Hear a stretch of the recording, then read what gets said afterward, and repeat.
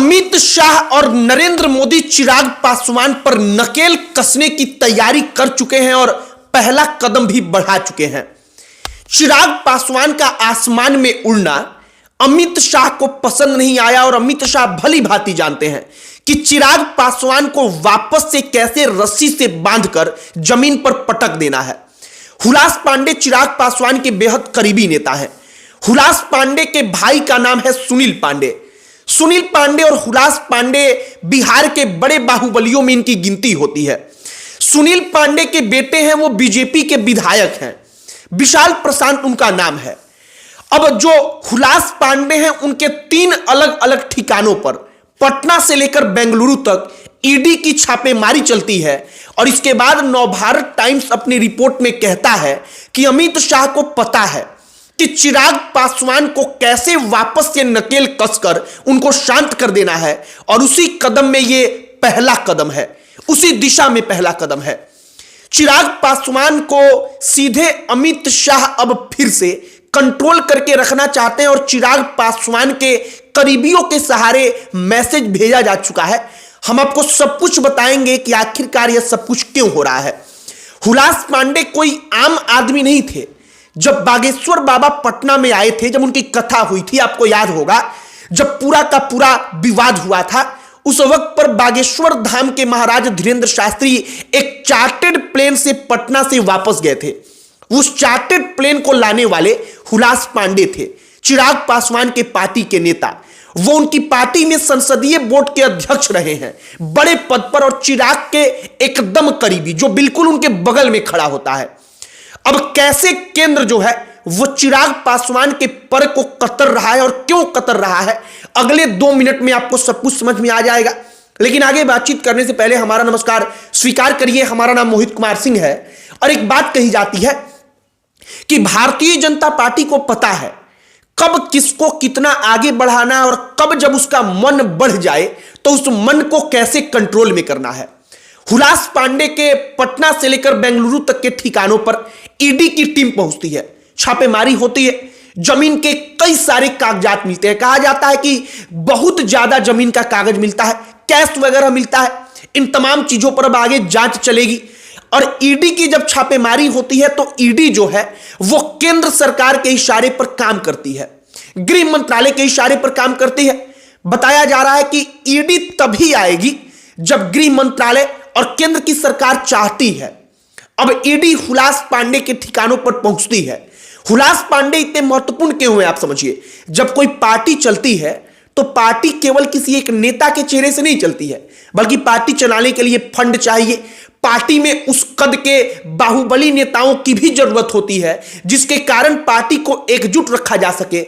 और हुलास पांडे वही आदमी है चिराग पासवान के, जो पार्टी पर चिराग पासवान की कंट्रोल को मजबूत करते हैं। चुनाव आता है तो चुनाव में पैसा का प्रबंध करना है, चुनाव में पैसा लगता है, हम सब जानते हैं। उन तमाम चीजों के प्रबंध में कहा जाता है कि हुलास पांडे की महत्वपूर्ण भूमिका रहती है। मतलब चिराग पासवान की पार्टी को बचाने में जो हुलास पांडे हैं और सुनील पांडे हैं, इन दोनों भाइयों का बड़ा योगदान रहता है। अब हुलास पांडे के ठिकानों पर छापेमारी होती है। हुलास पांडे के ठिकानों पर जब छापेमारी होती है तो कहा जाता है कि चिराग पासवान का जो तेवर बढ़ रहा था, उन्होंने लेटरल एंट्री का मामला आपको याद होगा। जब लेटरल एंट्री मतलब कि जो केंद्र की सरकार पर सवाल उठा था कि आरक्षण उसमें से खत्म कर दिया गया, इसको लेकर के बवाल मचा, उसमें चिराग पासवान ने अमित शाह और केंद्र की सरकार को आंख तरेर कर दिखाया। बताया गया कि अमित शाह और केंद्र की सरकार ने समझ लिया कि इनका तेवर बढ़ रहा है। अमित शाह, इसके बाद क्या होता है, एनडीए की मीटिंग अब से चंद दिनों पहले जेपी नड्डा के आवास पर दिल्ली में हुई थी। दिल्ली में जब जेपी नड्डा के आवास पर एनडीए की मीटिंग हुई तो चंद्रबाबू नायडू गए, अनुप्रिया पटेल पहुंची थी, तमाम नेता पहुंचे, लेकिन बिहार से 2 नेता नहीं गए, एक नीतीश कुमार और एक चिराग पासवान। नीतीश कुमार का अलग मसला होगा और नीतीश कुमार को नरेंद्र मोदी या अमित शाह या केंद्र की बीजेपी की सरकार वैसे कंट्रोल नहीं कर पाएगी जैसे बाकी नेताओं को करती है, इसीलिए नीतीश कुमार पर वे चुप रहे। लेकिन चिराग पासवान भी उस मीटिंग में नहीं पहुंचे, वो अब्सेंट हुए, अनुपस्थित हुए। और इसके बाद कहा गया कि अमित शाह और नरेंद्र मोदी की भौवें तन गई।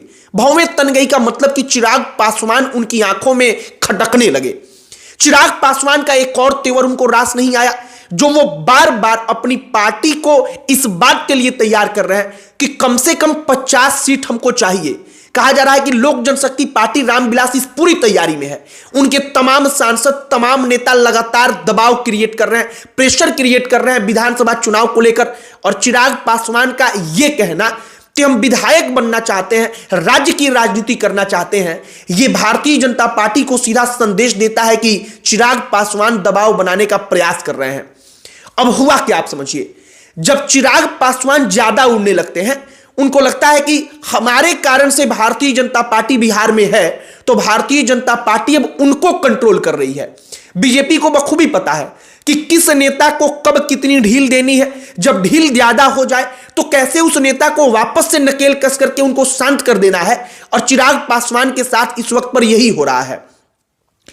अब बीजेपी का ये पुराना स्टाइल है, आप याद करिए, महाराष्ट्र के, हम नेता का नाम नहीं लेंगे, आप सब जानते हैं, महाराष्ट्र हो या कई अलग अलग जगह हो, अगर उनके साथ कोई आ जाता है तो वहां पर ईडी की छापेमारी बंद हो जाती है। अगर उनका साथ कोई छोड़ता है तो ईडी की टीम वहां पर पहुंच जाती है। या किसी को डराना होता है, किसी को शांत करना होता है, किसी को अपने पास मिलाना होता है, उस वक्त पर ईडी और सीबीआई काम आती है। अब चिराग पासवान के बेहद करीबी हुलास पांडे के यहां ईडी की छापेमारी होती है। सबको पता है कि चिराग पासवान अगर फिर तेवर दिखाएंगे तो अगला निशाना कहीं चिराग पासवान डायरेक्टली ना हो जाए। हालांकि चिराग पासवान पर शायद भारतीय जनता पार्टी हाथ नहीं डालेगी, क्योंकि उसको पता है कि चिराग पासवान पर हाथ डालेंगे तो हमारा नुकसान होगा, क्योंकि इसको लेकर के एक छवि जो होगी वो भारतीय जनता पार्टी की खराब होगी। लेकिन चिराग पासवान के ऊपर प्रेशर बनाने के लिए केंद्र की सरकार ने यह सब कुछ किया है। नवभारत टाइम्स की रिपोर्ट इस बात को कहती है। कई सारी और चर्चाएं चल रही हैं जिसके बारे में हम किसी अन्य वीडियो में बात करेंगे, लेकिन फिलहाल चिराग पासवान के करीबी हुलास पांडे पर छापा पड़ता है। छापा पड़ने के बाद से कहा जा रहा है कि चिराग एकदम शांत हो जाएंगे, क्योंकि चारों खाने उनको चित्त करने का अमित शाह ने पूरा का पूरा प्लान बनाया है। और उसी कड़ी में यह पहला कदम था कि हुलास पांडे के ठिकानों पर ईडी की छापेमारी हुई। बाकी हुलास पांडे, जब धीरेन्द्र कृष्ण शास्त्री बागेश्वर वाले महाराज का पटना में कथा हुआ था, उस वक्त पर उन्होंने ही चार्टेड प्लेन लाया था जिससे बागेश्वर बाबा वापस पटना से गए थे। तो हुलास पांडे कोई छोटे मोटे आदमी नहीं है, दर्जनों मुकदमे दर्ज है, बाहुबली है, पूरे बिहार में चर्चित चेहरा है।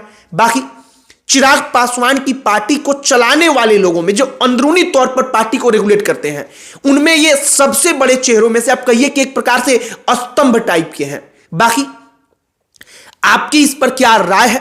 जो चिराग पासवान के करीबी पर छापेमारी हुई, चिराग पासवान को वापस से नाथ करके उनको कंट्रोल करने की जो कोशिश चल रही है, इस पर आपकी क्या राय है?